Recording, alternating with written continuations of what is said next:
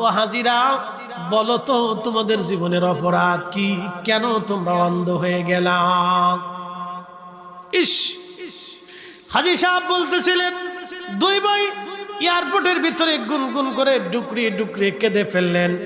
দুই ভাই বলতেছেন, হাজিরা, আমাদের জীবনের এমন একটা ভুল আজ আমাদের কি পর্যন্ত নিয়ে এসেছে। আমাদের গাড়ি বাড়ির কোনো অভাব নাই, ধন দৌলতের কোনো অভাব ছিল না। আমরা দুই ভাই ঝগড়া ফাসাদ করে বাবা মাকে বৃদ্ধাশ্রমে রেখে আসছিলাম। ওই অবস্থায় আব্বা আম্মা কবরে চলে গেছে। বাবা মার বদদুয়ার কারণে আজকে খুদার ঘরে গেলাম, দেখতে পারলাম না। নবী রওজা শরীফে দাঁড়াইলাম, কিন্তু দেখার সুযোগ আমাদের হলো না। নবীজি রওজা শরীফে রিয়াজুল জান্নাতে দোয়া করলাম, চোখ ভালো হলো না। আল্লাহ রাসূলের মসজিদে দাঁড়ায় নামাজ পড়লাম, কিন্তু চোখ দেখতে পারলাম না। আমাদের এই ভুল আমাদের কাজকে ধ্বংস করে দিয়েছে। আমাদের বাবা মা আমাদের উপর বেজার হয়ে বদদুয়া করে কবরে চলে গেছে। হাজিরা সোয়াদের সময় দেওয়ার জন্য হাজি বিরাট বড় নিয়ামত যুদ্ধ করে, লক্ষ লক্ষ টাকা খরচ করে হাজি মক্কায় যায়, আল্লাহর ঘর জিয়ারত করার জন্য যান। যাবেন তো, টাকা হলে হজ ফরজ, অবশ্যই আপনি যাবেন, কিন্তু বাবা মার খেদমত করা যে ফরজ থেকেও ফরজ, এটা অনেক উম্মত আজকে ভুলে গেছে। মনেই নাই বাবা মার খেদমতি তার জন্য জান্নাতের কারণ, বাবা মার অসন্তুষ্টি তার জাহান্নামের কারণ হয়ে যাবে। ৪৬ বছর তাহাজ্জুদের নামাজ পড়লেও জান্নাত হবে না যদি বাবা মার খেদমত আদায় না হয়। কাবা শরীফের গিলাফ দিয়েও যদি কবরে দেওয়া হয়, জান্নাত হবে না যদি বাবা মার খেদমত আদায় না হয়। একটা বাস্তব ঘটনা বলে ঘটনা রীতির দিকে চলে যাবো, আর শেষ করে দিব, ভালো করে শুনে। আমি ওই লালমনিরহাটে মাহফিল করতে গেছিলাম, তো একটা বাজারের নাম হচ্ছে গুতামারি। ওখানকার একজন হাজী সাহেবের একদিন এক বক্তব্য, উনি আমাদেরকে বললেন যে, হুজুর, আমি করোনার আগে হজে যাচ্ছিলাম, তা আমাদের হজ কাফেলায় ১ থেকে ১৫০ মতো হাজী একটা বিমানে আমরা উঠে, একই ফ্লাইটে একই গ্রুপে আমরা হজের উদ্দেশ্যে রওনা। তো যাচ্ছিলাম, যাওয়ার সময় আমাদের ফ্লাইটে দুই ভাই, আপন দুই ভাই একসাথে হজ করতে রওনা করছে। ভালো করে শুনেন, একবার বাস্তব, এটা কোনো কোরআন কিতাবের ঘটনা না, এটা বাংলাদেশে ঘটে যাওয়া একটা বাস্তব ঘটনা শোনাচ্ছে। দুই ভাই একসাথে হজ করতে গেছে, তো বিমান ফ্লাই করলো, বাংলার আকাশ থেকে বিমান উড়ে উড়ে এই বিমান চলে যায় জেদ্দা এয়ারপোর্টে, বিমান অবতরণ করলো। তো বিমান নামার পরে দুই ভাই একসাথে অন্ধ হয়ে গেল, দুই ভাই একসাথে অন্ধ হয়ে গেল, তার আর চোখে দেখে। তো সবাই খুব চিন্তিত, কি ব্যাপার, আমরা একসাথে হজে আসলাম, এত হাজি সবাই সুস্থ, কিন্তু আমরা হঠাৎ করে দুজনে অসুস্থ হয়ে পড়লো, কারণটা কি? আচ্ছা, তাদেরকে মক্কায় নেওয়া হলো। ওই অবস্থায় মক্কায় নেওয়ার পরে তো যিনি মুআল্লিম ছিলেন তিনি চিন্তা করলেন, আমার তো হাজি, তার তো হজ করাইতে হবে। তো বড় ডাক্তার, চোখের ডাক্তার দেখাইলেন। ডাক্তার পরীক্ষা নিরীক্ষা করে বললেন, চোখে কোনো প্রবলেম নেই, কিন্তু চোখে দেখে না, এটা সত্য। মুআল্লিম গাইড নির্বাচন করে দিলেন হজ করার জন্য। হাজী সাহেব বলতেছিলেন, মক্কাতে আমরা গেলাম, মক্কা ঘর ধরে আমরা দোয়া করলাম। দুই হাজী ভাই, এরাও আল্লাহর ঘর ধরে দোয়া করলো, কিন্তু তাদের চোখ ভালো হলো না। মাকাম ইব্রাহিমে তারা দোয়া করলো, চোখ ভালো হলো না। সাফা মারওয়াতে সাই করার পরে দোয়া করলো, চোখ ভালো হলো না। এরপরে হজের আনুষ্ঠানিকতা শুরু হয়ে গেল, হজ শুরু হয়ে গেল। সমস্ত হাজিরা মিনাতে চলে গেল। হাজিরা মিনায় যে দোয়া করলো, চোখ ভালো হলো না। মিনার থেকে আরাফাতে রওনা দিল, আরাফায় যে দোয়া করলো। আরাফাতে হাজিরা যখন দোয়া করে, প্রত্যেকজন হাজির জীবনের গুনাহ আল্লাহ মাফ করে দেয়, কিন্তু যেই হাজি বাবা মার খেদমত আদায় করে না, ওই হাজিরে আমার আল্লাহ মাফ করে না। ওয়াজ শুনে যান, হজ করলেই কাজ হবে না। বহু হাজি আছে, ইস বাংলাদেশে হাজির গুড়াও কত যে হাজি, বাংলাদেশে কোনায় কোনায় মান কিছু পায় না, হাজি পাওয়া যায়, মনে কিছু নিয়ে। বহু হাজি এখনো সুদ ছাড়ে নাই। কি কথা কর নাকি? হজ করে আসার পরও নামাজ পড়ে না। এই কি কথা, জোরে বলেন। বহু হাজি আছে হজ করে আসার পরে নামাজ পড়ে না। হাজি সাহেব মানকি হাজি। কষ্ট হচ্ছে আপনাদের? একসাথে জোরে বলেন আল্লাহু আকবার। না আরো জোরে। আচ্ছা আপনাদেরকে প্রশ্ন করে জবাব দিবেন তো, হাজি কি নবীজির রওজা শরীফে দাঁড়ায় নাই? তো নবীজির রওজা শরীফে যখন হাজি সালাম দিল, আসসালাতু ওয়াসসালামু আলাইকা ইয়া রাসূলুল্লাহ, আমার নবী কি দেখে না? আমার নবী কি সালাম শুনে না? আমার রাসূল দেখতেছে আমার মানিক, আমার করিম বাংলাদেশ থেকে সে আমাকে সালাম দিচ্ছে, করিমের মুখে দাঁড়িয়ে নাই। ভালো করে বুঝে, আমার রহিম আসছে আমাকে সালাম দিতে, কিন্তু আমার রহিম দাঁড়িয়ে রাখে নাই। আমার আব্দুল জব্বার আসছে আমাকে সালাম দিতে, কিন্তু আব্দুল জব্বার এখনো সুদ ছাড়ে নাই। এই আমার দিকে তাকান। কথাটা অত্যন্ত দামি, ভালো করে বুঝে যাবেন। যদি আপনি বিশ্বাস করেন যে আপনার রাসূল আপনাকে দেখতেছে, কি নবী দেখে না?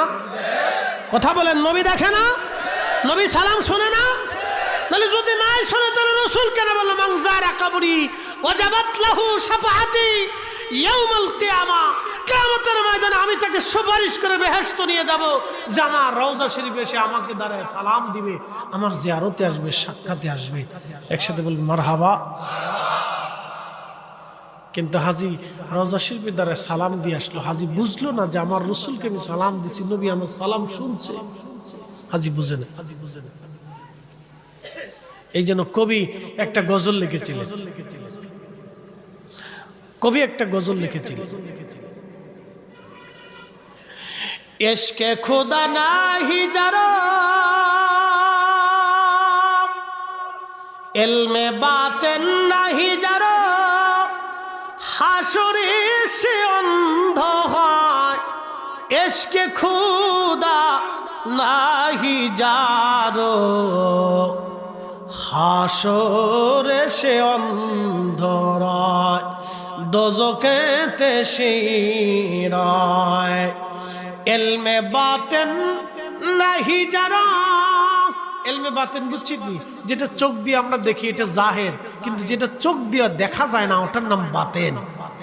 ইলমে বাতেন নাহি যারা হাসরে সে অন্ধ রয়। ইশকে খুদা নাহি যারো দোজখেতে শিরায়। এটা আমার পীর মুর্শিদ শেরের মাধ্যমে গাইতেন। হুজুর কেবলা বলতেন যে কারো যদি ইলমে বাতেন না থাকে তাহলে সে হাসরের ময়দানে অন্ধ থাকবে, সে নবী দেখবে না, নবী চিনবে না, রাসূলের দরজায় তার জায়গা হবে না। এই জন্য আমরা সুন্নিরা বিশ্বাস করি আমাদের রাসূল রওজা শরীফে জিন্দা জিন্দা, আমাদেরকে দেখে, আমাদের সালাম শোনে। কথা বলেন ঠিক না বেটে? কিন্তু দুঃখের বিষয় হাজি হজ করে আসার পরেও হৃদয় থেকে অনুধাবন করতে পারে না। এই যে ইলমে বাতেন যদি কারো না থাকে তাহলে সে হাসরের ময়দানে অন্ধ হয়ে উঠবে, সে কিছু দেখবে না, কোনো কুল কিনারা আসে খুঁজে পাবে না। দুই ভাই হাস করে আরাফার ময়দানে দোয়া করলো, কান্নাকাটি হলো, কিন্তু দুই ভাই চোখ ভালো হলো না, অন্ধ দুই ভাইয়ের চোখ ভালো হলো না। হাজী সাহেব বললেন মুজদালিফায় যা হলো, রাত্রি যাপন করে ফজরের নামাজের সময় দোয়া করলো, চোখ ভালো হলো না। জমারাতে শয়তান রে পাথর মেরে চলে আসে, মিনাতে দোয়া করলো, চোখ ভালো হলো না। হজের আনুষ্ঠানিকতা শেষ, মক্কা থেকে হাজিরা মদিনার দিকে রওনা করলো। আমার রাসূলের বরগাহে আসলো, নবীর দরজায় আসলো, নবীজি রওজা শরীফে সালাম দিল, দোয়া করলো, কিন্তু চোখ ভালো হলো না। আল্লাহ নবী রওজা শরীফে দোয়া করলো, কিন্তু চোখ ভালো হলো না। প্রিয় নবীজির মসজিদে নববীতে দোয়া করলো, চোখ ভালো হলো না। আপনি যদি ওই বাইতুল মামুর সপ্তম আসমানের উপর একটা কাবা আছে, বাইতুল মামুরে রিয়াজুল জান্নাহ পাবেন না, বাইতুল ইজ্জত প্রথম আকাশে রিয়াজুল জান্নাহ পাবেন না, বাইতুল্লাহ শরীফে কাবা শরীফেও রিয়াজুল জান্নাহ পাবেন না। বাইতুল আকসা মসজিদেও রিয়াজুল জান্নাহ পাবেন না, মসজিদে কুবাতেও রিয়াজুল জান্নাহ পাবেন না। রিয়াজুল জান্নাহ যদি পাইতে হয় একটা জায়গায় রিয়াজুল জান্নাহ পাবেন, এ জায়গার নাম মসজিদে নববী। আমার নবীজির রওজা মুবারকের পাশে মিম্বার শরীফ পর্যন্ত রিয়াজুল জান্নাহ, দুনিয়ার জান্নাতের বাগান। একবার জোরে বলা যাবে কি মারহাবা। রিয়াজুল জান্নাতে দুই অন্ধ ভাই বসে বসে দোয়া করলো, কিন্তু চোখ ভালো হলো না, চোখ ভালো হলো না, চোখ ভালো হলো না। দুই ভাই চিন্তায় পড়ে গেলেন, এত জায়গা হলো, চোখ ভালো হলো না, আমরা অন্ধ হয়ে রইলাম। হাজী সাহেব বললেন, আমরা একসাথে ফ্লাইটে মদিনা এয়ারপোর্ট থেকে রওনা দিলাম। বাংলাদেশের দিকে বিমান আসতে লাগলো, যত আসে তাদের চোখ তত খুলতে লাগলো। বাংলাদেশে বিমান নামার পরে তাদের চোখ ভালো হয়ে গেল। হাজী সাহেবরা ডাক দিয়ে বলল, দুই ভাই হাজী ভাইরা, আমরা একসাথে মক্কায় গেলাম, আমরা খুদার ঘর দেখলাম, তোমরা দেখলা না। আমরা মাকাম ইব্রাহিম দেখলাম, তোমরা দেখলা না। সাফা মারোয়া দেখলাম, তোমরা দেখলা না। আরাফা দেখলাম, মুজদালিফা দেখলাম, মিনা দেখলাম, জমরাত দেখলাম, তোমরা দেখলা না। নবীজির রওজা শরীফ দেখলাম, তোমরা দেখলা না। নবীজির মসজিদে নববী দেখলাম, তোমরা দেখলা না। নবীজির স্মৃতি বিজড়িত জায়গাগুলি রিয়াজুল জান্নাহ দেখলাম, তোমরা দেখলা না। ও হাজিরা, বলো তো তোমাদের জীবনের অপরাধ কি? কেন তোমরা অন্ধ হয়ে গেলা? ইস, হাজী সাহেব বলতেছিলেন, দুই ভাই এয়ারপোর্টের ভিতরে গুনগুন করে ডুকরিয়ে ডুকরিয়ে কেঁদে ফেললেন। দুই ভাই বলতেছেন, হাজিরা, আমাদের জীবনের এমন একটা ভুল আজ আমাদের কি পর্যন্ত নিয়ে এসেছে। আমাদের গাড়ি বাড়ির কোনো অভাব নাই, ধন দৌলতের কোনো অভাব ছিল না। আমরা দুই ভাই ঝগড়া ফাসাদ করে বাবা মাকে বৃদ্ধাশ্রমে রেখে আসছিলাম। ওই অবস্থায় আব্বা আম্মা কবরে চলে গেছে। বাবা মার বদদুয়ার কারণে আজকে খুদার ঘরে গেলাম, দেখতে পারলাম না। নবীর রওজা শরীফে দাঁড়াইলাম, কিন্তু দেখার সুযোগ আমাদের হলো না। নবীজি রওজা শরীফে রিয়াজুল জান্নাহ দোয়া করলাম, চোখ ভালো হলো না। আল্লাহ রসুলের মসজিদে দাঁড়ায় নামাজ পড়লাম, কিন্তু চোখ দেখতে পারলাম না। আমাদের এই ভুল আমাদের কাজকে ধ্বংস করে দিয়েছে। আমাদের বাবা মা আমাদের উপর বেজার হয়ে বদদুয়া করে কবরে চলে গেছে। শাহরাস্তিবাসী, এই জন্য আল্লাহ রসুল বলেন, উম্মতরে, বাবা মা পাইলাম, কিন্তু খেদমত করে যদি বেহেশত কিনে নিতে না পারো, তাহলে তুমি ধ্বংস হয়ে যাবা। ধ্বংস ধ্বংস ধ্বংস ধ্বংস ধ্বংস ধ্বংস ধ্বংস। এই জন্য আদর্শ পশ্চিমা থেকে আমাদের কোনো আদর্শ নিতে হবে না। আদর্শ যদি নিতে চান, আমার রসুল থেকে আদর্শ নিলে আমরা কামিয়াবি হয়ে যাব। কথা বলেন ঠিক কিনা? আল্লাহ রসুলের আদর্শ নিয়ে আমাদের জীবনকে ধন্য করার তৌফিক আল্লাহ দান করুন। আওয়াজ তুলে বলেন আমেন। তেলের গাড়ি তেলে চলে, হাওয়ার গাড়ি হাওয়ায় উড়ে, বিনা তেলে চালায় গাড়ি নবী সুলাইমান। আমরা সেই মুসলমান, আমরা সেই মুসলমান। সেই জন্য আমাদেরকে মানুষ হতে হবে। যে কবি লিখেছিলেন, মানুষ হইয়া ভবেতে আসিয়া মানুষের করিলাম কি। ও নবী না চিনিলাম, কি যে ভুল করিলাম। নবী না চিনিলাম, কি যে ভুল করিলাম। ভস্মে ঢালিলাম ঘি, মানুষ হইয়া ভবেতে আসিয়া মানুষের করিলাম কি। প্রিয় উপস্থিতি হাজিরিন, আমি আমার মূল আলোচনার দিকে ফিরে যাব। এই কথাগুলি বলার জন্য এত দূর পর্যায়ে আমি নিয়ে আসলাম।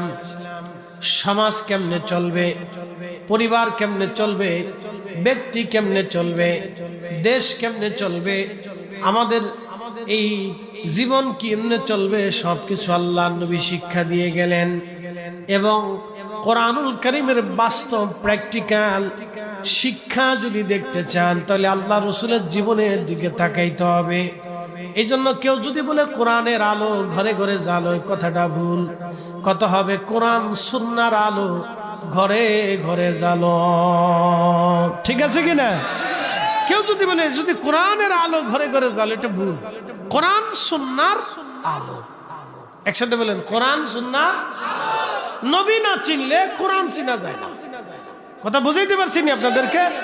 রসুল না বুঝলে কোরআন বুঝবেন না, নবী না বুঝলে দিন বুঝবেন না, নবী না বুঝলে আল্লাহ বুঝবেন না, নবী না বুঝলে ঈমানও বুঝবেন না। রসুল যদি কেউ বুঝে তাহলে তার ঈমান বুঝবে, কোরআন বুঝবে, আকীদা বুঝবে, বিশ্বাস বুঝবে, আল্লাহ বুঝবে, পরকাল বুঝবে, দুনিয়া বুঝবে। নবী বুঝবে না, কিচ্ছু বুঝবে না। হিসাব তো সহজ। এই সহজ জিনিসটাকে সমীকরণের ভুল করিয়া অঙ্কে মিলাইতে যাইয়া ভুল তথ্য দিয়ে ভুল সূত্র দিয়ে সারা বছর ধরে খেলে অঙ্ক কষতেছে, কিন্তু অঙ্ক মিলে না, অঙ্ক মিলতেছে না। প্রিয় উপস্থিতি হাজিরিন, ভালো করে শুনে নেবেন। একজন মানুষের কবরের জীবন কেমন হবে নবীজি শিক্ষা দিয়ে গেলেন, জানিয়ে গেলেন। মৃত্যুটা কেমন হবে তাও জানালেন, মরণ কেমন হবে তাও জানালেন। দেখবেন মৃত্যুর সময় কিছু মানুষ ধীরে ধীরে ধীরে ধীরে মারা যায়, অর্থাৎ তার মৃত্যুর সময় তার কোনো অনুভূতি হয় না, কোনো যন্ত্রণা হয় না, কিন্তু সে মারা যায়। আবার কিছু মানুষের মৃত্যুর সময় বড় যন্ত্রণা হয়, বড় কষ্ট হয়, কিন্তু কেন হয় কেন হয় না এর ব্যাখ্যা নবীজি দিয়ে গেলেন 1450 বছর আগে। কবরের জীবন কেমন হবে 1450 বছর আগে দিয়ে গেলেন। প্রতিবেশী যদি হিন্দু হয় আপনি তার সাথে কেমন আচরণ করবেন নবী শিক্ষা দিয়ে গেলেন। আপনার অধীনস্থ যদি বিধর্মী হয় কেমন আচরণ আপনি তার সাথে করবেন দিয়ে গেলেন। এবং রাষ্ট্র ব্যবস্থা কিভাবে চলবে আল্লাহর নবী তা উম্মতকে শিখিয়ে দিয়ে গেলেন। এ দলবাড়িবাসী ভালো করে শুনে যাবেন। শাহরাস্তির মুসলমান না, ঠিক আছে, শাহরাস্তিবাসী মায়ের সাথে সন্তান কেমন করে আচরণ করবে নবীজি তাও শিক্ষা দিয়ে গেলেন। আহা, আল্লাহর নবীজি বসে আছেন, সাহাবীরা বলতেছিলেন আমরা নবীজির চারপাশে বসা ছিলাম, নবীজি নসিহত করতেছিলেন। বসা অবস্থায় দেখলাম এক বৃদ্ধা নারী লাঠির উপরে ভর দিয়ে ধীরে ধীরে নবীজির কাছের দিকে এগিয়ে আসতেছিলেন। আল্লাহর নবী দাঁড়িয়ে গেলেন, বৃদ্ধা নারীকে দেখে নবী দাঁড়িয়ে গেলেন। নবীজির গায়ের মধ্যে চাদর ছিল, এই চাদরখানা খুলে নবীজি চাদর মোবারক মাটির মধ্যে ধুলা বালির মধ্যে বিছায় দিলেন। ওই ভাগ্যবতী নারী লাঠির উপরে ভার দিয়ে হেঁটে হেঁটে হেঁটে হেঁটে এসে আমার নবীজির দেওয়া বিছানো চাদর উপরে বসে গেলেন। মহিলাও বসে গেলেন, আল্লাহর নবীও বসে গেলেন। মহিলা কি যেন বলতেছিলেন, রহমতের নবীজি চুপচাপ শুনতেছিলেন। মহিলা কি যেন বলতেছিলেন, আমাদের নবী তখনও শুনতেছিলেন। কি যেন বলতেছিলেন, নবীজি বিনয়ে বিনয়ে তার জবাব দিচ্ছিলেন। মহিলা কি যেন বলে, নবী মাথা নুয়ে নুয়ে নাড়িয়ে নাড়িয়ে তার সমস্যার সমাধান দিচ্ছিলেন। সাহাবীরা বলতেছেন এত বিনয় নবীজির কখনো দেখিনি, এত বিনয়ী বিনয়ী ভাবে কথা বলতেছেন, মাথা নুয়ে নুয়ে বিনয়ের সাথে। এত বিনয় রসুলকে কখন এর আগে দেখি, এত বিনয়ের সাথে তার সাথে আচরণ করতেছে। আমি কখনো দেখি নাই কোনো ব্যক্তির সাথে এত বিনয়ী আচরণ করে। কিন্তু নবীজি করতেছেন, খুব বিনয় বিনয় আচরণ করতেছে। কথা বলা শেষ, ভাগ্যবতী নারীও দাঁড়িয়ে গেলেন, নবীজিও দাঁড়িয়ে গেলেন। যতদূর চোখের দৃষ্টি দেখা যায় ততদূর পর্যন্ত নবীজি তার পথের দিকে তাকিয়ে রইলেন। সাহাবীরা কাছে এসে বলেন, ইয়া রাসূলুল্লাহ, জীবনে বহুবার আপনার সহবতে আমরা বসেছি, কিন্তু আজকের মতো দেখলাম না। একজন নারী আসলো, আপনি দাঁড়িয়ে গেলেন, গায়ের চাদর আপনি বিছায় দিলেন। নারী বসলো, আপনিও বসে বললেন। কি যেন বলতে লাগলো। বৃদ্ধা নারী, আপনি বিনয়ে বিনয়ে কথা বলতেছিলেন, এমন বিনয় জীবনে আপনার কখনো দেখি নাই। হুজুর, ওই মহিলাকে যার সাথে আপনি এত বিনয় বিনয় কথা বলতেছিলেন, রহমতের নবী ডাক দিয়ে বলেন, সাহাবীরা রে, তোমরা তার চিনো নাই? তিনি আমার ধাত্রী মা হালিমাতুস সাদিয়া। আমি যে মায়ের কোলে থেকে তার দুগ্ধ পান করে বড় হয়েছি, আমার পেশাব পায়খানাগুলি যিনি পরিষ্কার করে দিতেন, ছোট্টকালে মায়ের আদর দিয়ে আমাকে বড় করে তুলেছিলেন, তিনি সেই মা হালিমাতুস সাদিয়া। একবার জোরে বলা যাবে কি আল্লাহু আকবার? আপনি একটু চিন্তা করেন তো। আচ্ছা বলেন তো, রসুলের চাইতে বড় পাওয়ার পৃথিবীতে কারো আছে? এখন তো যে উন্নত বিশ্বের ওরা, ওই আমেরিকা, রাশিয়া, চীন, ওই তারপরে আবার কি ফ্রান্স ও ভারত, পাকিস্তান, এই উত্তর কোরিয়া কটা পারমাণবিক বোমা বানাইয়া ফিরামগিরি দেখায়। কথা ঠিক আছে না ভাই? এদের পারমাণবিক আছে, এরকম আমরা বেশি তেরিবিরি করলে পারমাণবিক মেরে দেব। যেই বেটা পারমাণবিক বোমা তৈরি করছে, ও খাটাস, ও সৃষ্টির নিকৃষ্ট জীব, ও কুকুর আর শুয়োরের চাইতেও নিকৃষ্ট। বল হুজুর, এই কথা বললেন কোনো বিজ্ঞানী না, ও মানুষ ধ্বংসের কারিগর তৈরি করে রেখে গেছে। আরে মানুষ বাঁচানোর অস্ত্র তৈরি করে নাই, ও মানুষকে মেরে ফেলে দেওয়ার অস্ত্র তৈরি করেছে। কথা কন ঠিক কিনা? এত বড় বিধ্বংসী অস্ত্র পৃথিবীর কেউ, ওর মেধা খাটাইছে শয়তানের কাছে। শয়তানের সময় ধোঁকা দিয়েছিল, ও মেধাটা শয়তানের কাছে খাটাই দিয়ে গেছে। পৃথিবীর শ্রেষ্ঠ আবিষ্কার হচ্ছে মানুষের শরীরের ঔষধ, হচ্ছে মানুষের জীবনের শ্রেষ্ঠ আবিষ্কার। এর থেকে শ্রেষ্ঠ আবিষ্কার মানুষের জীবনে কিছু হতে পারে? মানুষ মঙ্গল গ্রহে যায়। আচ্ছা বলেন, মঙ্গল গ্রহে যায় মানুষ কি করবে? বলেন, মানুষ চাঁদে যায়, চাঁদে যায় মানুষ কি করবে? চাঁদে যে আমাদের কাজ কি? কোনো সাথে কাজ আছে? কোনো চাঁদে যায় গমটা মানা যায়, চাল ডাল আনা যায়। তাহলে যদি না হওয়া যায় তো চাঁদে যে লাভ কি? মঙ্গল গ্রহে যে লাভ কি? আমাদের ওটা তো লাভ নাই। আমাদের লাভ হতো যদি আমরা মানুষকে নিরাপত্তা দিতে পারতাম, গরিবের ঘরে খাবার পৌঁছাইতে পারতাম, অন্ধকে রাস্তা দেখাইতে পারতাম, এতিমের সাহায্যকারী হয়ে যেতে পারতাম, বিধবাদের জন্য আমরা যদি পাহারাদার হতে পারতাম, তাহলে আমাদের জন্য আমরা মানুষ হিসেবে পরিচয় দিতে পারতাম। কথা ঠিক আছে কিনা? আমরা তো তারপরে প্রামাণিক পারমাণবিক বোমা বানাই অ্যাটমগিরি দেখাচ্ছি। শতান ও নিকৃষ্ট জীব, এটা যে আগে তৈরি করছে ও নিকৃষ্ট জীব। সৃষ্টির সবচেয়ে বড় নিকৃষ্ট জীব ও, যে পারমাণবিক বোমা তৈরি করে গেছে। ও সৃষ্টির নিকৃষ্ট জীব, যে এই বোমা তৈরি করে আজকে পৃথিবী শাসন করতেছে, যেখানে সেখানে যুদ্ধ বাধাই দিচ্ছে, যেখানে সেখানে অশান্তি বাধাই দিচ্ছে। প্রিয় উপস্থিতি হাজিরিন, ভালো করে শোনা যাবেন। আল্লাহর নবীজি জীবনে বহু যুদ্ধ নবীজির জমানায় হয়েছে। নবীজি অনেকগুলি যুদ্ধ করেছেন, বদরের যুদ্ধ করেছেন। মাত্র বদরের যুদ্ধে কতজন মানুষ? মধ্য 13 জন, 14 জন, আর কাফেরদের মধ্যে 70 জন। তাহলে কতজন মারা গেল? 83 জন। এত বড় একটা যুদ্ধ, মাত্র 83 জন মানুষ মারা গেল। আর আমরা এখনো মিছিল নিয়ে বেরোলে, আন্দোলন করলে 200-100 মানুষ মরে যায় ভাড়াপ ভাড়াপ করে। কি কথা ঠিক আছে কিনা? 83 জন মানুষ এত বড় একটা যুদ্ধে মারা গেল। তাহলে আপনি বুঝেন তো রসুলের যুদ্ধের নীতি কত সুন্দর ছিল। যুদ্ধের নীতি কত সুন্দর ছিল। উহুদের যুদ্ধে নবীজি গেলেন, 70 জন সাহাবী শহীদ হলো।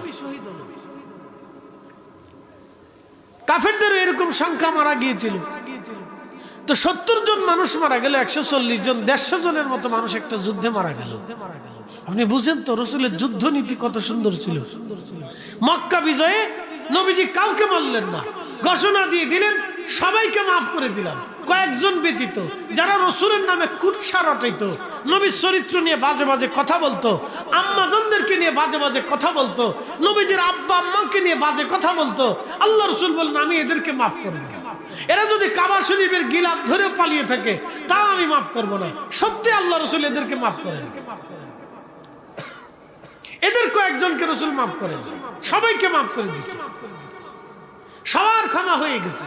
আপনি বুঝেন, এত বড় একটা জনপদ আল্লাহ রসুল দখল করলেন, কাউকে হত্যা করলেন না, প্রতিশোধ নিলেন, শুধু কয়েকজন ব্যতীত। ইচ্ছা করলে সারা মক্কাতে নবীজি রক্তের বন্যা বহিয়ে দিতে পারতেন, তাহলে আপনি বুঝেন তো যুদ্ধের নীতি রসুলের কত সুন্দর ছিল। তাহলে যুদ্ধ শিখতে হলো এই পৃথিবীর মানুষকে নবী থেকে যুদ্ধ শিখতে হবে। কথা কন না কেন, ঠিক আছে কিনা? যুদ্ধ শিখতে হলো রসুল থেকে শিখতে হবে যে যুদ্ধের নীতি কত সুন্দর। প্রিয় উপস্থিতি হাজিরিন, আজকে পৃথিবীতে যারা মানবতার ফেরিওয়ালা, তাদের কাছে কোনো মানবতা নাই। মানবতা যদি শিখতে হয় তাহলে ইসলাম থেকে শিখা লাগবে। কি কথা ঠিক আছে না? মানবতা যদি শিখতে হয় ইসলাম থেকে শিখতে হবে। পশ্চিমাদের থেকে আমাদের মানবতা শিখার কিছু নেই, কারণ তাদের মানবতার পিছনে লুকানো থাকে অর্থনীতি, ক্ষমতা, সাম্রাজ্যবাদিতা। বুঝতে পারছেন? তারা পৃথিবীর শাসন করতে চায়। তাদের উপর দিয়ে কেউ যদি উঠতে চায় তাহলে আস্তে করে তার দমায় দেয়, ঠান্ডা মাথায় দমায় দেয়। এটা হচ্ছে তাদের নীতি, যে আমাদের কাছ থেকে ওরা ভিক্ষা করে খাবে, আমরা ওদেরকে ভিক্ষা দিব এবং যাহা বলবো তাহা শুনবে। সকালে বলবো সকালেই শুনবে, বিকেলে বলবো বিকেলে শুনবে, যাহা বলবো তাহা শুনবে। এই জন্য ওরা স্যাংশন দিয়ে মানুষকে অর্থনীতিকে দুর্বল করে রাখে, যাতে ওরা আমরা ওদের কাছ থেকে ভিক্ষা নেই। কারণ অর্থনীতির দুর্বলতা, ক্ষুধা, দারিদ্রতা মানুষকে এতটা নিম্ন স্থানে নিয়ে চলে যায় যে ওই সময় তার হুঁশ থাকে না। সে ক্ষুধার যন্ত্রণায় আপনি যা বলবেন সে তাই কথা শুনে। দেখবেন দরিদ্র মানুষের একটা ধমক দিলেও চুপচাপ বসে থাকে, কারণ চিন্তা করে আমি গরিব মানুষ, আমার তো ক্ষমতা নাই। কথা ঠিক আছে কিনা? দেখবেন দরিদ্র মানুষের থাপড় চাপড় দিলেও চিন্তা কান্দে, তুমি আমার মাল্লা, তোমার ক্ষমতা ছিল কি পিটাইলা। এই জন্য অর্থনীতির একটা বিশাল হিসাব আছে। শোনা যাবে না হাজিরিন, ভালো করে বোঝা যাবেন। প্রিয় নবীজি রাহমাতুল লিল আলামিন থেকে আমাদেরকে মানবতা শিখতে হবে।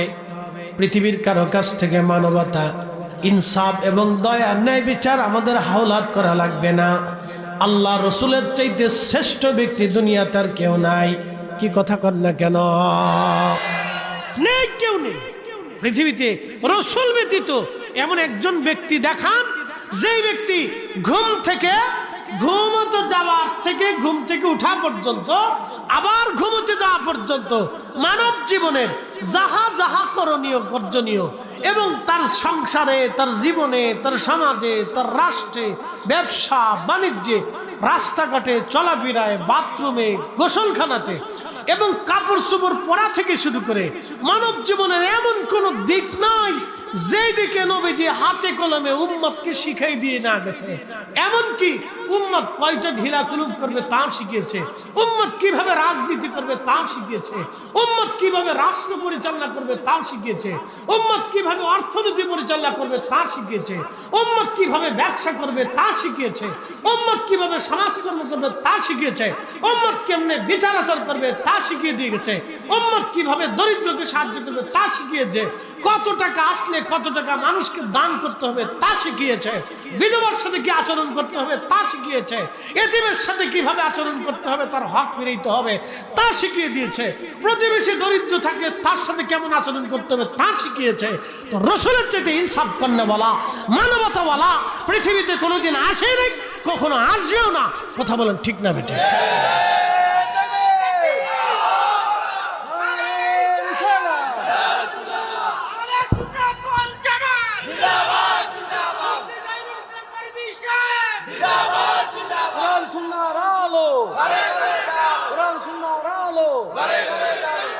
কিন্তু আফসোস, এই উম্মত রসুলের আদর্শ থেকে বিচ্যুত হইয়া শয়তানের আদর্শ নিছে। পোশাক কিভাবে উম্মত পরবে তা নবীজি শিখিয়ে দিয়ে গেলেন। আচ্ছা বলেন তো, আপনাদেরকে বলি, আপনার মেয়েটা হাফ প্যান্ট পরে আপনার সামনে দিয়ে হাঁটলে এটা কেমন দেখা? বলেন কতটা একটা নিকৃষ্ট। আপনার মেয়েটা অর্ধ উলঙ্গ হয়ে শরীরে একটা বেড়া পড়ে রাস্তা দিয়ে হাঁটলে এটা কেমন দেখা? কতটা নিকৃষ্ট, কতটা অপদার্থ।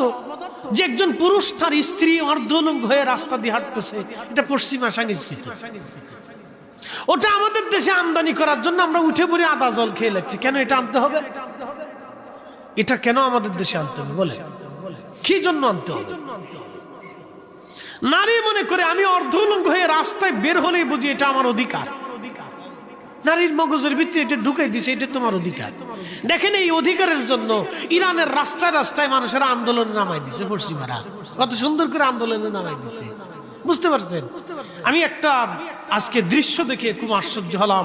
হযরত মুসা কাজেম রাদিয়াল্লাহু আনহুর মাজার শরীফে ইরানি এক বিপ্লবী শতান যা লাথি মারতেছে এবং আগুন ধরাই দিছে। এই দৃশ্য দেখার পরে আমার গা শিহরে উঠেছে। হযরত মুসা কাজেম, বাবার নাম হযরত ইমাম জাফর সাদেক রাদিয়াল্লাহু আনহু, তার বাবার নাম হযরত ইমাম মুহাম্মদ বাকির রাদিয়াল্লাহু আনহু, তার বাবার নাম হযরত ইমাম জয়নুল আবেদিন রাদিয়াল্লাহু আনহু, তার বাবার নাম সুলতানে কারবালা ইমাম হুসাইন রাদিয়াল্লাহু আনহু, তার বাবার নাম শেরে খুদা আলী কাররামাল্লাহ, যিনি রাসূলের আওলাদ হযরত মুসা কাজেম রাদিয়াল্লাহু আনহু। হযরত ইমাম গজ্জালি রাহিমাহুল্লাহের মতামত থেকে ওই মিশকাতুল মাসাবির এই আপনার হাসিয়ার ভিতরে লেখা হয়েছে মুসা কাজেম রাদিয়াল্লাহু আনহুর মাজার হচ্ছে দোয়া কবুলের অভ্যর্থ ওষুধ। বলে ইমাম মুসা কাজেম এত বড় বুজুর্গ ছিলেন, ওনার জীবনী হযরত ইমাম আবুল ফারাজ ইবনুল জৌজি লিখেছেন। পৃথিবীর এমন কোনো মুহাদ্দিস নাই যে ওনার প্রশংসা, ওনার কারামত কিতাবের ভিতরে না লিখেছেন। মুসা কাজেম রাহিমাহুল্লাহর মাজারে দাঁড়াইয়া কেউ যদি ওনার উসিলা করে আল্লাহর কাছে দোয়া করে, ও হাত আল্লাহ ফিরাই দেয় না। আওলাদে রাসূল, সরাসরি রাসূলের আওলাদ এবং এমন তাকওয়াশীল বুজুর্গ আওলাদে রাসূল, আপনার তার জীবনী শুনলে গা শিহরে উঠবে। তার মাজারে যে লাথি মারতেছে এবং তার মাজারে আগুন ধরাই দিছে। এরা বলে আবার বলতেছে কি আমরা বিপ্লবী শতান কোথাকার। এই শয়তানগুলি আমেরিকার মদতপুষ্ট হয়ে মুসলমান দেশগুলি ধ্বংস করে দেওয়ার জন্য উঠে পড়ে লেগেছে। কথা বলেন ঠিক না বেঠে? আল্লাহ ফিতনা থেকে আমাদেরকে হেফাজত করুক। জোরে বলে না আমিন। না জোরে বলে না আমিন।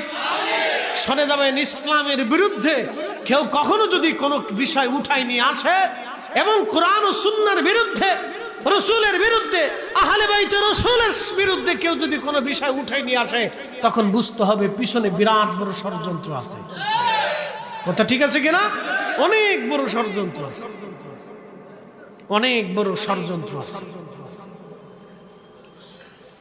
প্রিয় উপস্থিতি হাজিরিন, ভালো করে শুনে যাবেন।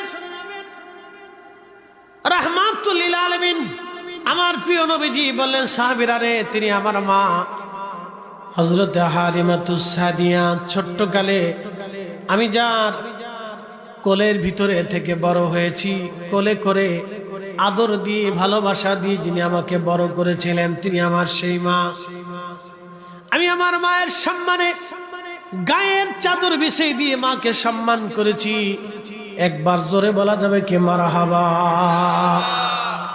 গায়ের চাদর রাসূল করিম মায়ের জন্য ব্যবহার করলেন। আপনি আদর্শ হাওলাত করতে চান না, পশ্চিমাদের থেকে আদর্শ নিতে চান। ওদের থেকে কি আদর্শ নিতে হবে? কি আদর্শ ওদের থেকে নিতে হবে বলেন তো? ওদের কাছে আছে কি উলঙ্গ বেড়ি ছাড়া? এই কি কথা কর না কেন? উলঙ্গ বেড়ি ছাড়া ওদের কাছে আর কোনো কিছু আছে? খাওয়ার আগে মদ খাবেন, খাওয়ার পরে মদ খাবেন, এটাই তো আছে। উলঙ্গ মহিলা ছাড়া তো ওদের কাছে আর কিছু নেই। তো ওখান থেকে আমাদের হাওলাত করার কিছু নেই। এই যে আমরা চেঁচামেচি করি, চিল্লাফাল্লা করি, আপনাদেরকে বুঝাই যে আপনার মেয়েটা যদি শালীনতার সাথে চলে, নিজের শরীরকে কাপড় দিয়ে আবৃত করে চলে, কারণ নারীদের শরীর তো ওটা বের করে দেওয়ার শরীর না, ওটা ঢেকে রাখার শরীর। কি কথা কর না কেন? নারীদের শরীর তো আল্লাহ ঢেকে রাখার জন্য দুনিয়াতে পাঠিয়েছে, ওটা তো বের করার জিনিস না। কি আশ্চর্য! নারীর শরীর থেকে আল্লাহ বের করার জিনিস না, মানুষের অঙ্গ প্রত্যঙ্গ, বিশেষ অঙ্গ আল্লাহ দান করেছেন। আচ্ছা বলেন তো, বিশেষ অঙ্গ বের করে রাস্তায় চলে কিসে? পাগলে না? কি কথা কর না কেন? পাগলে না? পাগলেই তো চলে। পাগলে চলে, কুত্তায় চলে, গরুতে চলে, ছাগলে চলে, উটদুম্বা ভেড়া বকরিতে চলে, শুয়োরে চলে। কি কথা ঠিক আছে না? পশু পাখিরা, বনের জীব জানোয়াররাও উলঙ্গ সুলঙ্গ হয়ে চলে, কারণ ওদের তো এই সভ্যতা আল্লাহ দেয় নাই, ওরা এইভাবেই চলে, সৃষ্টিগত ভাবে এইভাবেই চলে। তো মানুষ কেন অর্ধ উলঙ্গ হয়ে রাস্তায় চলবে? ইদানিং দেখি মেয়েরাও এমন সিস্টেম চলতেছে, তারা প্যান্ট পরবার চায়। তা তোরা প্যান্ট নিয়ে গেলি, গেঞ্জি নিয়ে গেলি, মাথার ক্যাপ নিয়ে গেলি, তো জাঙ্গিটাও নিয়ে যা, আর কি করবি? হ্যাঁ, কি আশ্চর্য বলেন তো? ও দেখাচ্ছে এটা আমার ক্রেডিট, আমার স্বাধীনতা, এটা বলে তার স্বাধীনতা। নারীর অর্ধউলঙ্গতা যদি স্বাধীনতা হয়ে থাকে তাহলে পৃথিবীতে পোশাকের কি দরকার আছে? তাহলে সব গার্মেন্টস কারখানা বন্ধ করে দিই, কাপড় চোপড় আর উৎপাদন করিস না, সব ল্যাংটা হয়ে যায়। এই জন্য পাগল কিভাবে বুঝাবো আমি জানি না। এই জন্য আপনাদেরকে বারবার করে বলি যে আপনারা আল্লাহ রসুলের দিকে ঝুঁকে আসেন। পৃথিবীতে মুসলমানদেরকে ধ্বংস করে দেওয়ার জন্য অনেক বড় ষড়যন্ত্র চলতেছে, অনেক বিরাট বড় ষড়যন্ত্র রুটম্যাপ চলতেছে মুসলিমদেরকে ধ্বংস করে দেওয়ার জন্য। ওরা জানে মুসলিমদেরকে যদি আমরা ধ্বংস করে দেই তাহলে পৃথিবীতে ন্যায় ও ইনসাফের কথা বলার আর কেউ থাকবে না, আর কেউ থাকবে না। দেখবেন পৃথিবীতে যত মুসলমান দেশ আছে কখনো তারা বেইনসাফের কাছে মাথা নত করে না, করে। এই ভারত উপমহাদেশের ব্রিটিশদের থেকে এদের স্বাধীনতার জন্য মুসলমানদের যে পরিমাণে ভূমিকা আছে, এত পরিমাণে ভূমিকা অন্য কোন জাতি গোষ্ঠী রাখতে পারে না। যারা মুসলমানরা রেখেছে, আলেমরা রেখেছে, সাধারণরা রেখেছে, যুগে যুগে তিতুমরের মতো মানুষেরা জীবন দিয়েছে স্বাধীনতার জন্য, ব্রিটিশদেরকে তাড়ানোর জন্য। কথা বলেন ঠিক না বেটি? মুসলমানদের মতো জীবন কে দিয়েছে? এত রক্ত কে দিয়েছে? কারণ মুসলমানরা ন্যায়ের সামনে মাথা নত করে, কিন্তু বেইনসাফের সামনে তারা মাথা নত করে না। ইংরেজরা আমাদেরকে দিয়ে নীল চাষ করাইল, ইংরেজরা আমাদেরকে দিয়ে নীল চাষ করাইল, আমাদের থেকে শিক্ষা কেড়ে নিয়ে নিল। শিক্ষা কেড়ে নিয়ে 200 বছর পর্যন্ত আমাদেরকে শিক্ষাহীন করে রাখলো। নীল চাষ করে আমাদের অর্থনীতিকে একবারে ধ্বংস করে দিয়া এদেশের লক্ষ লক্ষ মানুষকে ক্ষুধায় অভাবে তারা মেরে ফেলে দিল, দাসত্ব নিল। তাদের একটা রুট ম্যাপ ছিল। রুট ম্যাপ হলো মানুষের বাড়িতে ক্ষুধা দিয়ে দাও, অভাব দিয়ে দাও, কারণ যখন অভাব আসবে তখন তারা আমাদের দাসত্ব মেনে নেবে। মনে রাখবেন, যখন অভাব আসবে তখন মানুষ আমাদের দাসত্ব মেনে নেবে। ওদেরকে অভাব দিয়ে দাও, নীল চাষ করার মাধ্যম দিয়ে আমরা অর্থ লুটে নিব, আর ওদের ক্ষুধা আসবে, অভাব আসবে। যখনই অভাব আসবে তখনই আমরা যাহা বলবো ওরা তাহাই মেনে নেবে। বুঝতে পারছেন? এটা শাসনের একটা, শোষণের একটা নীতি ছিল, কিন্তু আমরা উপমহাদেশের মানুষ বুঝি নাই। মুসলমান হাজিরিন, এই জন্য আপনাদেরকে বলি, জীবন চলার জন্য পৃথিবী লাভ করতে হবে না। নবীজির থেকে আমরা নিজেই আমাদের জন্য জীবন যথেষ্ট হবে, সুন্দর হয়ে যাবে। অন্য কোথাও থেকে আমাদের নিতে হবে না, কোথাও থেকেও বুঝতে হবে না। এই জন্য আল্লাহ বললেন, লাকাদ কানা লাকুম ফি রাসূলিল্লাহি উসওয়াতুন হাসানা। আমার নবীর আদর্শের ভিতরে তোমাদের জন্য উত্তম আদর্শ রয়েছে, তোমরা সে আদর্শ গ্রহণ করে নাও। আল্লাহ আরো একটা সার্টিফিকেট নবীকে দিলেন, মা ইন্নাকা লাআলা খুলুকিন আযীম।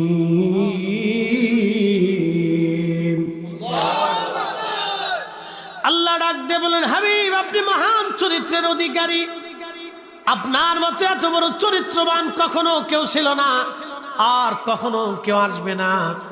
বুঝতে পারতেছেন? যদি কখনো মক্কায় যান, মক্কার হারাম ইব্রাহিম খলিল রোড দিয়ে যদি আপনি হেঁটে আসেন, ইব্রাহিম খলিল রোড দিয়ে যদি আপনি হেঁটে আসেন, হেঁটে আসার সময় আপনি দেখবেন, ইব্রাহিম খলিল রোড দিয়ে হেঁটে আসার সময় আপনি দেখবেন যে একটা পরিত্যক্ত জায়গা মক্কাতে এখনো রেখে দেওয়া হয়েছে। এই পরিত্যক্ত জায়গা হচ্ছে সেই জায়গা যেখানে মানুষরা জীবন্ত তাদের নারীদেরকে কবর দিত। এক সাহাবী এসে বলেন, ইয়া রাসূলুল্লাহ, ইয়া হাবিবাল্লাহ, আমি আমার 8টা কন্যা সন্তান জীবন্ত কবর দিয়েছি, একটা দুইটা সন্তান আমি মারি নাই, আমার 8টা কন্যা সন্তান কবর দিয়েছি। আল্লাহর নবী বলেন, সাহাবী কোন সন্তান কবর দেওয়ার সময় কি তোমার মায়া লাগে নাই? বলে, না ইয়া রাসূলুল্লাহ, 7টা সন্তান কবর দিয়েছি, কোনো মায়া লাগে নাই, কোনো দয়া হয় নাই। সর্বশেষে একটা সন্তান কবর দিতে যে আমার একটু মায়া লেগেছিল, তাছাড়া আর কারো জন্য আমার কোনো দয়া হয় নাই। এই কঠিন হৃদয়ের মানুষগুলি রাসূল কারীমের দরবারে বসে বসে তারা হাওমাও করে কাঁদত। তাহলে কেন পশ্চিমা থেকে আমার আদর্শ নিতে হবে? কেন পশ্চিমাদের থেকে আমাদেরকে আদর্শ নিতে হবে? কেন আদর্শ তাদের থেকে আওলাদ করতে হবে? ইনসাফ কিভাবে করতে হবে নবী শিক্ষা দিয়ে গেলেন। আমাদের বাংলাদেশে কোনো কিছুর অভাব নাই, চালের অভাব নাই, ডালের অভাব নাই, অর্থের অভাব নাই, টাকার অভাব নাই, জনবলের অভাব নাই, জমির অভাব নাই, পানির অভাব নাই, মাছের অভাব নাই, গ্যাসের অভাব নাই, খনিজ সম্পদের অভাব নাই, কয়লার অভাব নাই, পাথরের অভাব নাই। এই মাটির নিচে আল্লাহ পাথর সৃষ্টি করেছেন, এই মাটির নিচে আল্লাহ কয়লা দিয়েছেন, এই মাটির নিচে আল্লাহ গ্যাস দিয়েছেন, এই মাটির উপরে আল্লাহ অসংখ্য শস্য শ্যামল ফসল দিয়েছেন। বাংলাদেশের যে কোনো স্থানে একটা বিচি যদি ফেলায় দেন গাছ হয়ে যাবে, 50 বছর পর্যন্ত গাছ বেঁচে থাকবে। এক ফোঁটা পানি আপনাকে দিতে হবে না, আল্লাহর আকাশ থেকে আল্লাহ সময় মতো পানি ঢেলে দেন। তাহলে আমাদের কেন অভাব হবে? আমাদের একটা জায়গা অভাব, সেই অভাবের নাম হলো দুর্নীতি। আমরা এদেশের চোর দুর্নীতি যদি বিদায় করতে পারতাম তাহলে অবশ্যই আমরাও ধনী হয়ে যাইতাম। কোনো অভাব নেই, শুধু একটাই, দুর্নীতি, চোর। কোনো কিছুর অভাব নেই। এদেশের 2 কোটি মানুষ বিদেশে কাজ করে, প্রত্যেক দিন তারা হাজার হাজার কোটি টাকা রেমিটেন্স পাঠায়। কোনো কিছুর অভাব নেই। 18 কোটি মানুষের ভিতর থেকে কত মেধা প্রত্যেক বছর তৈরি হয় জানেন? হাজার হাজার মেধা বের হচ্ছে প্রত্যেক বছর। যদি 10 লক্ষ ছেলে লেখাপড়া করে ইন্টারমিডিয়েট পাস করে আসে, তাহলে 10 লক্ষের ভিতরে অন্তত এই 1000 হলেও তো ডাক্তারি বিদ্যায় তারা পাস করতে পারে। কি কথা ঠিক আছে না?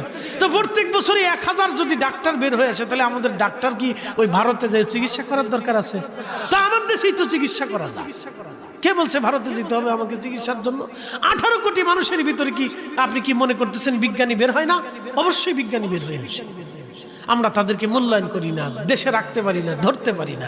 তা আমরা কারো কাছ থেকে কিছু হাওলাত করার দরকার নেই, তা আমার দেশেই সব আছে। কিন্তু আমার দেশে আরেকটা জিনিস খুব ভয়ঙ্কর ভাবে আসে, এটার নাম হলো সুর। কি আস্তে কথা কেন, জোরে বলেন, ওটার নাম কি? জোরে বলেন, সুর। এই এক কারণে আমরা এখনো গরিব রয়ে গেছি। যে বেটা 10 বছর আগে রিক্সা চালায় তো রিক্সায় চালায়, সর্বোচ্চ একটা অটো চালায় তা হাওলাত মালত করে চালায়, বহুত কষ্ট করে চালায়, কিস্তি মিস্তি উঠাই চালায়। কথা ঠিক আছে না ভাই? তা আমাদের ভাগ্যের পরিবর্তন হয়নি। বলে কেন হয়নি? কিছু চোরের কারণে হয়নি, খালি চোর। কি পরিমাণে গরু চোর বেরিয়েছে আপনি হিসাব করলে পারবেন? গরু চোরে লয়ে যায়, এই জন্য গরুর নাম গরুই রাখছে।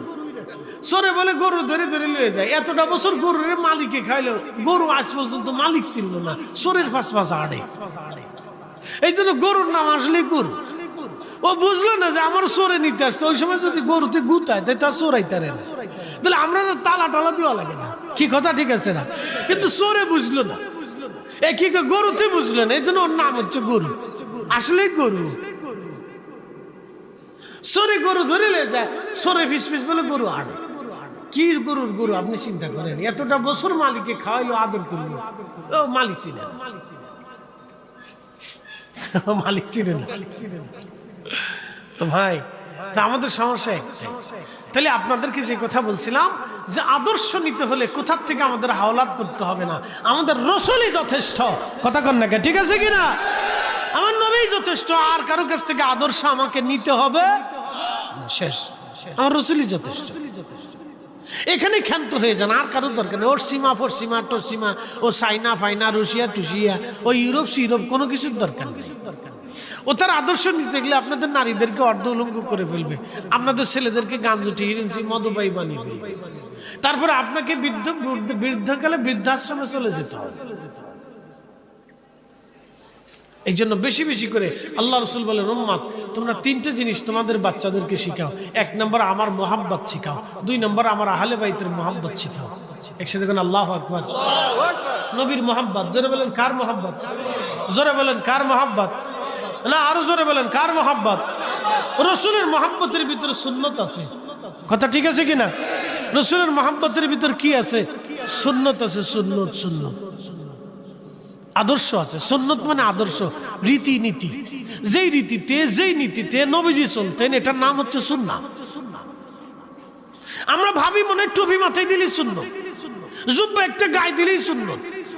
না, শুধু সুন্নত এটা না, মুস্কি হাসি দিয়েও সুন্নত, অন্যের সাথে সুন্দর ব্যবহার করাও সুন্নত, হ্যাঁ, গরিব মিসকিন দিয়ে অসহায়কে সাহায্য করাও সুন্নত, আপনার প্রতিবেশীর সাথে সুন্দর আচরণ করা সুন্নত, আপনার আত্মীয়তার খোঁজ খবর নেওয়া সুন্নত, আত্মীয়তার সম্পর্কে দৃঢ় করা সুন্নত, মিথ্যা না বলা সুন্নত, এবং হকের উপরে প্রতিষ্ঠিত করা সুন্নত, আমানতের খেয়ানত না করা সুন্নত, গীবত না করা সুন্নত, তহমত না দেওয়া সুন্নত, ওই অন্যায় না করা সুন্নত।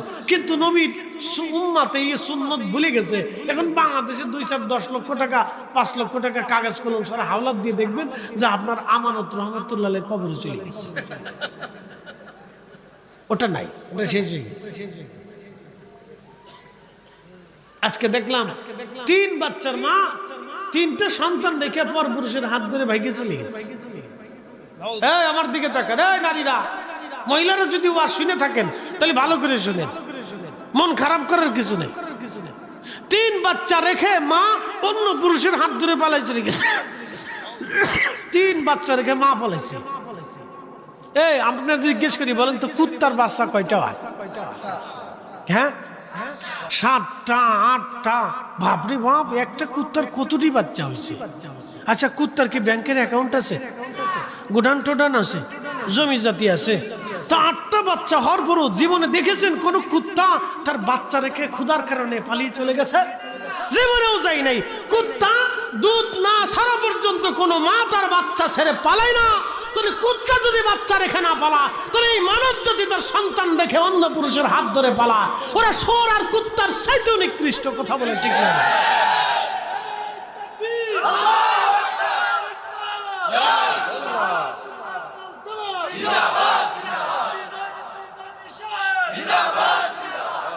তাহলে আপনি বুঝেন তো, এরা মানুষ।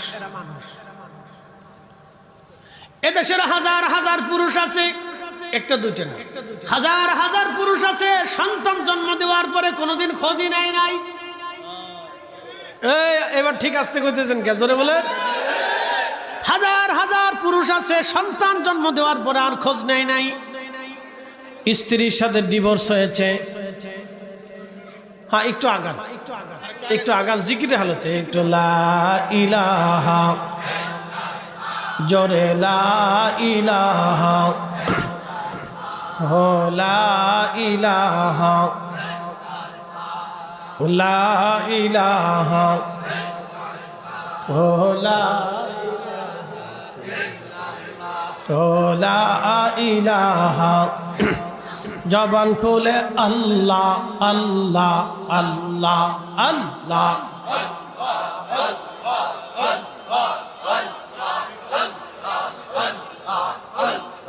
বন্ধুগণ আমার, মূল আলোচনার দিকে ফিরে চলে যাই। ভাই আমার, ভালো করে শুনে যাবেন। আহা, আল্লাহ রসুল বললেন, সাহাবীরা রে, তিনি আমার মা, আমার প্রয়োজনে, তিনার প্রয়োজনে তিনি আমার কাছে এসেছিলেন, আমি আমার মায়ের প্রয়োজনগুলি মিটাই দিলাম। নিজের চাদর বিছিয়ে দিলেন, চাদর বিছিয়ে দিলে মার জন্য জায়গা করে দিলেন গায়ের চাদর। বুঝেন তো, আদর্শ নিতে হলে নবীর কাছ থেকে নিয়ে যান, পৃথিবীর কারো কাছ থেকে নেওয়া লাগবে না। নিজের চাদর বিছাইলেন। এত বড় সুপ্রিম পাওয়ার যার, এত বড় মহাসম্মানের অধিকারী এই পৃথিবীর বর্তমানে 200 কোটি মুসলমানের ভিতরে 190 কোটি মুসলমান আছে যারা ওই নবীর জন্য নিজের জীবন পর্যন্ত কুরবানি করে দিতে পারে। কথা বলেন না কেন? ঠিক কিনা? এখন যদি আমেরিকা বলে আমরা মদিনা আক্রমণ করব, এখন যদি আমেরিকা বলে আমরা মদিনা শরীফ আক্রমণ করব, পৃথিবীর একটা মুসলমানের ঘরের মধ্যে থাকবে না, সবাই তারা রাস্তায় বেরিয়ে যাবে। কি কথা কন না কেন? পৃথিবীর একটা মুসলমানও থাকবে না, সারা পৃথিবীতে মহাযুদ্ধ বেঁধে যাবে। শুধু যুদ্ধ বাঁধবে না, মহাযুদ্ধ তামাম দুনিয়াতে বেঁধে যাবে। ও মুসলমান, সেই রসুলের দুনিয়ার এত সুপ্রিম পাওয়ার, আখিরাতের সুপ্রিম পাওয়ার, কবরের জিন্দেগির সুপ্রিম পাওয়ার, বেহেশতের সুপ্রিম পাওয়ার, নবুয়তের মুজিজার সুপ্রিম পাওয়ার। জিনের ইশারাতে আকাশের চাঁদ দ্বিখণ্ডিত হয়ে গেল, যার ইশারায় ডুবন্ত সূর্যগুলি উঠে চলে আসলো, যার ইশারায় গাছ পর্যন্ত এসে গাছে ছায়া দিল, আকাশের মেঘে যারে ছায়া দিত, পাহাড় পর্যন্ত তার জন্য জায়গা প্রস্তুত করে দিত। তিনি সেই রাহমাতুল লিল আলামিন নবীজি, যার জন্যে আমার আল্লাহ মৃত কুয়াকে জিন্দা বানিয়ে দিতেন, যার জন্যে বনের পশুরা পর্যন্ত দাঁড়িয়ে থাকতো, আকাশের পাখিরা পর্যন্ত এসে সালাম দিত। একবার আওয়াজ তুলে বলা যাবে কি ইয়া রাসূলুল্লাহ?